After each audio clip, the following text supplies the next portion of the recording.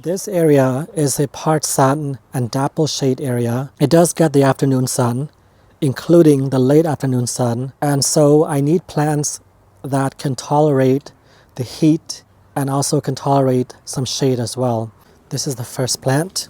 So this is Rockin Fuchsia Salvia. This is a wonderful salvia that grows in full to part sun, 3 feet tall and wide. This one is still in its bud stage. Another important plant is this Rediculous Coleus, which grows over 3.5 feet tall. And this one is already quite a well-grown plant already, which is right now under a foot tall and under a foot wide. And this one just gives some interest towards the back of this little spot. Next, I have the Main Street 5th Avenue Coleuses, which I'm going to place right here. This one is a shorter growing Coleus, and I'm not sure if I put it, I'm going to try to push it as close as possible towards the intersection of these drip tubes right here. And the thing with Coleuses is that they take very well to pruning, and so I'm going to keep this one as more of like a medium height plant. I'll be checking on it so that it's not going to overgrow too much, and also it would not impede on the space that the boxwood needs. And I think maybe I'll move this Rediculous Coleus a little more there. And back here, adding a little bit of a glow to this edge right here. This is Lime Time Coleus. In between these plants, I'm going to squeeze in some of this new look Dusty Miller. Look at this wonderful combination of foliage power. And the Sprint Rose Begonias, I'll plant them at the front.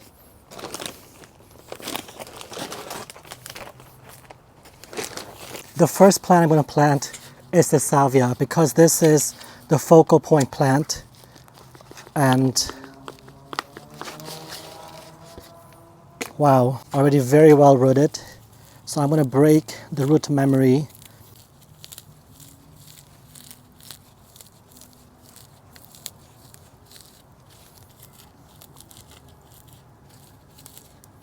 That way the roots will spread out and grow.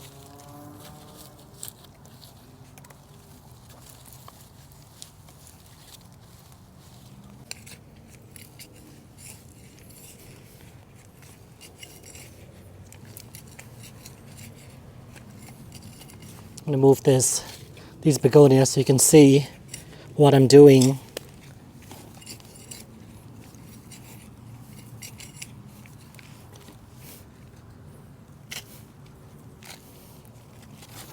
Let's see here. That's very good.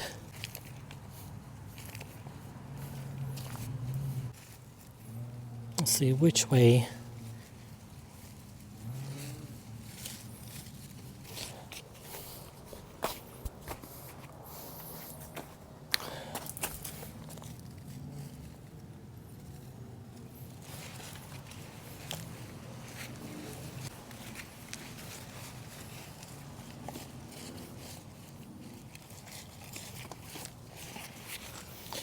All right, one plant down. Next, I'm going to plant the 5th Avenue, Main Street 5th Avenue Coleus, with its vibrant pink in the center.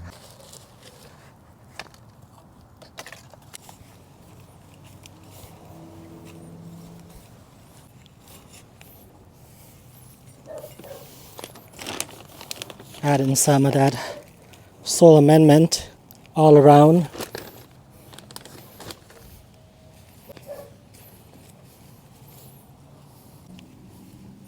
Excellent. Just pushing it right to the edge and then backfilling.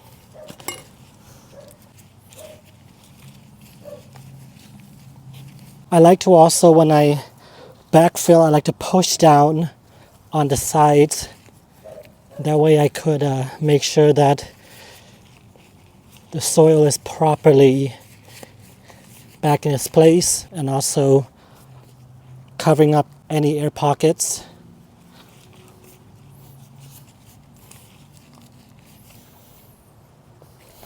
All right.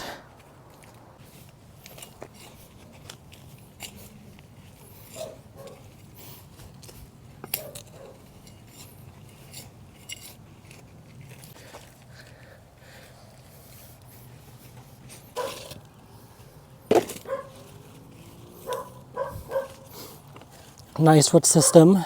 Quite a vigorous Coleus already.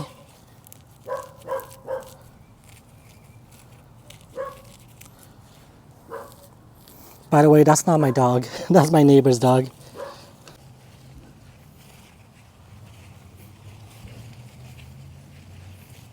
It's already the next evening, and yesterday evening, when I finished planting up the begonias, it was already well after dark, and so I was really rushing to finish planting everything up, and I want to show you, this is the result. Just imagine with me how these plants will grow as the season progresses.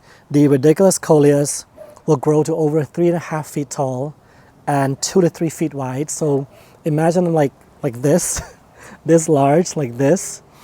And the Rockin Fuchsia Salvia will grow to 3 feet tall and wide. And the Fifth Avenue Coleus, I will do some size control to this Coleus so that it'll be more like a medium height. As for the Limestone Coleus, it will grow to about this tall.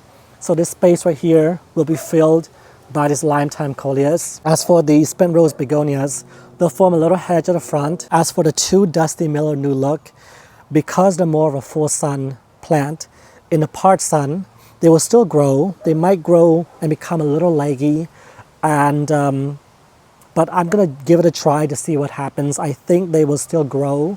They might be more green than have this beautiful silvery shade, but let's see. As I mentioned, they are filler plants. I got them in a 6-pack. They were $1 each. I hope that this little planting right here can give you a little inspiration to add some vibrancy and to spruce up a little corner of your yard. By the way, I want to mention what this is right here. These are the dying leaves of the Tazetta daffodils, and I don't do anything to the leaves. I leave them alone. I let them die naturally. I have seen pictures of people braiding their daffodil leaves, which is really not good because you are interrupting the natural process for the leaves that are collecting the energy from sunlight and photosynthesis. And so I leave them alone. I did add stakes and use twine just to create a little bit of barrier. And as well, as they fall, because they are a little bit higher than the ground, this also gives some air circulation beneath the foliage as well. And yeah, I'm looking forward. I think that by June 1st, most of the leaves will already be dead, and I can go in and I can prune back, trim all the way to the ground. And right in here, I'm planting my Agostemma corncockle ocean pearl seedlings. And as you can see, they're already budded up. Right here I have corncockles in bloom. These are millas, very enchanting blooms.